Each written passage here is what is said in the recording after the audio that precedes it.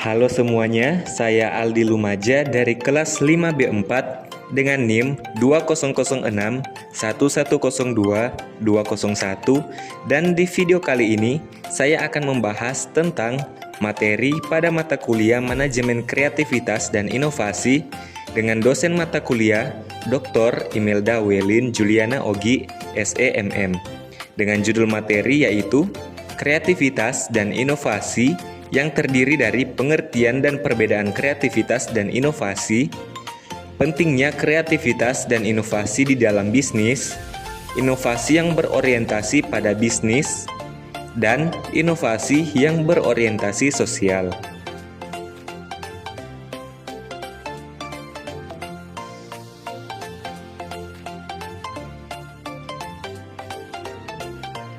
Nah, apa itu kreativitas dan inovasi? Kreativitas dan inovasi merupakan dua kata yang sering dibicarakan pada sesi meeting, brainstorming, atau momen penjabaran misi perusahaan. Di lingkungan kerja modern yang bergerak serba cepat seperti sekarang, dua hal itu dapat berperan signifikan pada upaya ekspansi sebuah bisnis di pasar. Sebelum membahas soal perbedaan kreativitas dan inovasi, ada baiknya kita mengetahui terlebih dahulu definisi dari masing-masing istilah yang dimaksud.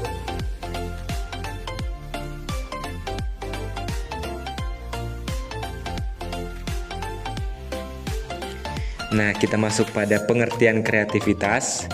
Menurut Business Insider, kreativitas adalah berbagai hal yang berhubungan dengan upaya mengeluarkan potensi pikiran untuk mendapatkan ide.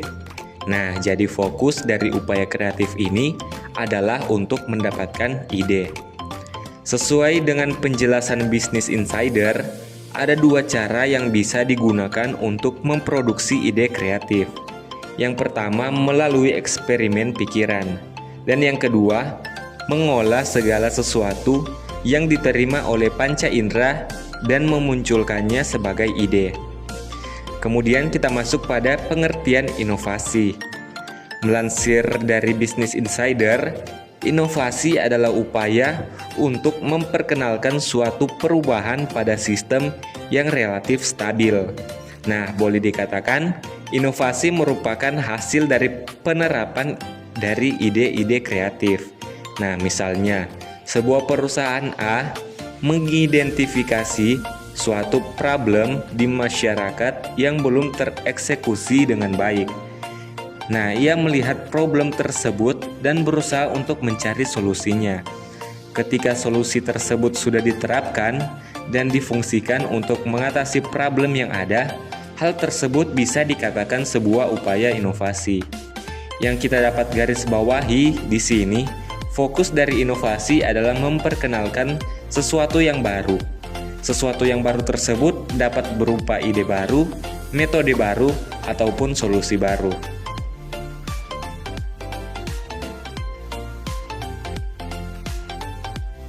Nah, selanjutnya kita masuk pada perbedaan kreativitas dan inovasi. Fokus utama dari proses kreatif adalah memproduksi ide. Sementara inovasi mempunyai fokus yakni menciptakan sesuatu yang baru. Dengan fokus utamanya yakni memproduksi ide tanpa embel-embel tertentu, hal tersebut membuat upaya kreatif lebih sulit untuk diukur. Sedikit berbeda dengan upaya-upaya inovatif yang fokusnya adalah membuat sesuatu yang baru. Keberadaan predikat baru itu membuatnya lebih mudah untuk diukur.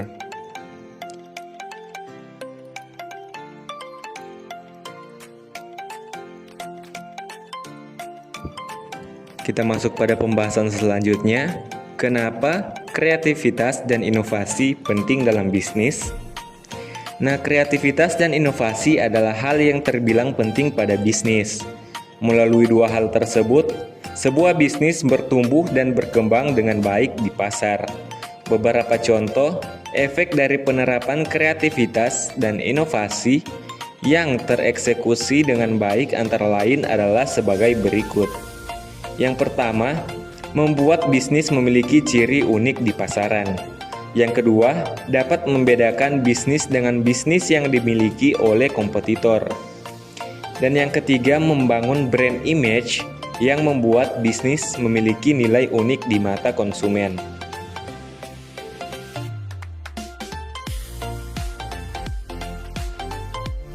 Yang selanjutnya adalah inovasi yang berorientasi pada bisnis. Nah, inovasi yang berorientasi pada bisnis adalah proses penerapan ide-ide baru, kreativitas, dan gagasan segar terkait peningkatan produk atau layanan dari suatu brand. Nah, tujuan dari inovasi dalam berbisnis ini tentu untuk memenuhi kebutuhan konsumen, mendapatkan keuntungan, dan tetap eksis dalam persaingan pasar. Nah, saat ini saya mengambil contoh inovasi yang berorientasi pada bisnis, yaitu perusahaan Kopi Kenangan. Kopi Kenangan menjadi salah satu minuman kopi paling hits dan mengantarkan pemiliknya pada kesuksesan dengan mendapatkan suntikan dana dari Alpha JWC Ventures pada tahun 2018 sebanyak 113,6 miliar.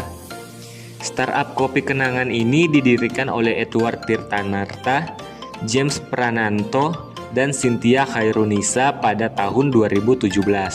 Mereka berpatungan modal sebesar 150 juta untuk membuka gerai pertamanya di Menara Standar Chartered Kuningan, Jakarta Selatan. Saat itu, Kopi Kenangan bersaing dengan 3 gerai kopi yang sudah menjadi pemain lama di industri kopi. Kopi Kenangan memadukan inovasi teknologi dengan kopi. Nah, Kopi Kenangan ini memanfaatkan teknologi ojek online atau GoFood dan GrabFood yang membuat pada pembukaan perdananya terjual 700 gelas kopi Kenangan. Menariknya, hanya dalam kurun waktu 3 bulan, Edward dan teman-temannya sudah balik modal. Kopi Kenangan memiliki misi tunggal untuk menjadi operator kedai kopi terbesar bagi orang-orang di Indonesia. Nah, inovasi yang dilakukan Kopi Kenangan adalah tentunya pada cita rasa dari produk kopinya itu sendiri.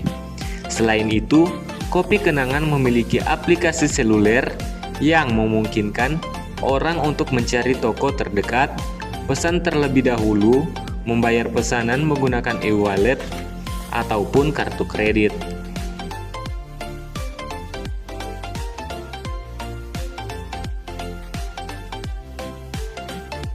Nah, adapun contoh perusahaan Mayora Indah sempat membuat bangga masyarakat Indonesia.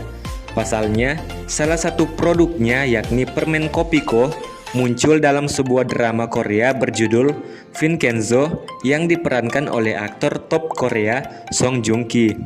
Ternyata perusahaan Mayora Indah ini berawal dari perusahaan perseorangan yang dimiliki oleh Jogi Hendra Atmaja. Nah, awalnya Mayora hanyalah sebuah usaha biskuit rumahan pada tahun 1948 yang kemudian berkembang menjadi kelompok usaha Mayora pada tahun 1977. Nah, sekarang ini produk perusahaan Mayora Indah sudah merambah ke 90 negara dan memiliki kurang lebih 30.000 karyawan. Kunci kesuksesan dari perusahaan Mayora Indah ini adalah semangat inovasinya. Perusahaan Mayora Indah selalu memberikan inovasi produk, makanan, dan minuman yang sesuai dengan kebutuhan masyarakat seperti biskuit Roma, Kopiko, Deng-deng, Le Mineral, hingga minuman kemasan teh pucuk.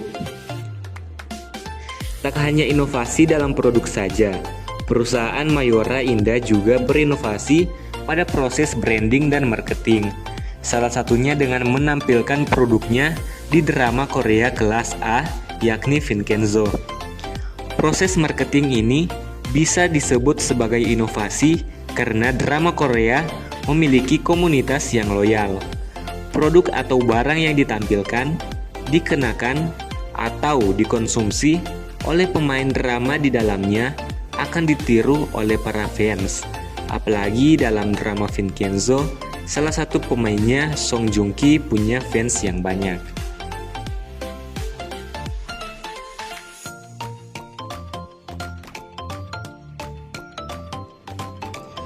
Selanjutnya kita masuk pada pembahasan inovasi yang berorientasi sosial.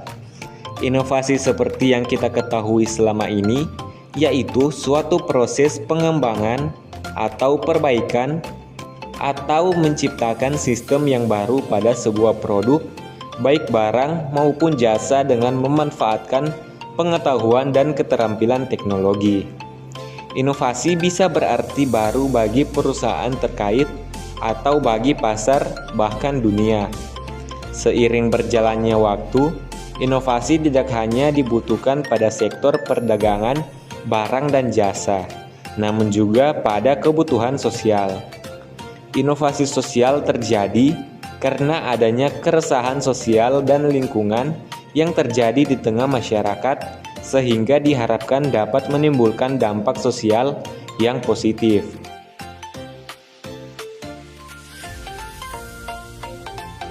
Nah, di sini saya mengambil contoh yaitu program Petani Maju 4.0. Jumlah pengangguran di Indonesia semakin bertambah dari waktu ke waktu, termasuk anak-anak muda. Nah, dan banyak anak muda yang kurang tertarik pada bidang pertanian dan tidak memiliki kemampuan yang mumpuni. Dengan melihat fakta tersebut, maka dibuatlah program ini yang merupakan kolaborasi petani tua dan petani muda. Nah, program Petani Maju 4.0 ini memanfaatkan teknologi drone, praktik pertanian permakultur, melakukan metode biotasuke, dan aplikasi tanam digital. Melalui program tersebut, anak-anak muda di Indonesia didorong untuk menjadi petani modern sehingga dapat mengurangi pengangguran. Dan pada akhirnya, program Petani Maju 4.0 ini berhasil membuat jumlah pengangguran pada anak muda ini berkurang hingga 13% dan melestarikan limbah organik.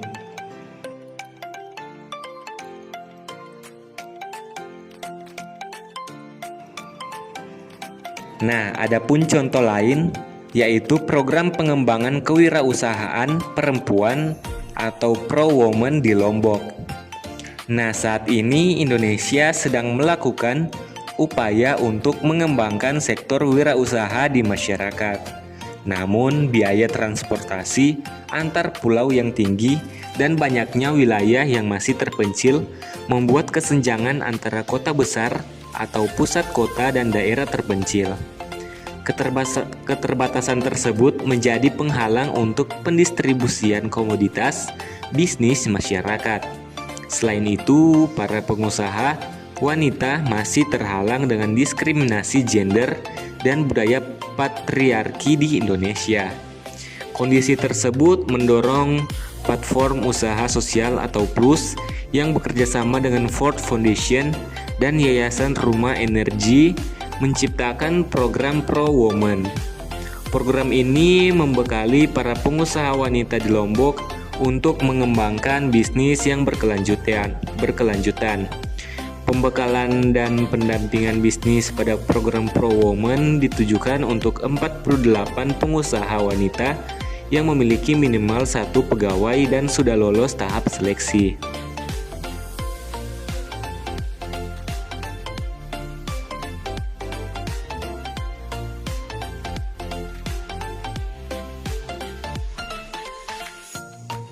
Nah, itulah tadi pembahasan mengenai materi kreativitas dan inovasi. Semoga materi ini bisa bermanfaat dan bisa menambah wawasan teman-teman sekalian. Jangan lupa like, komen, dan subscribe untuk video-video lebih lanjut. Terima kasih dan sampai jumpa.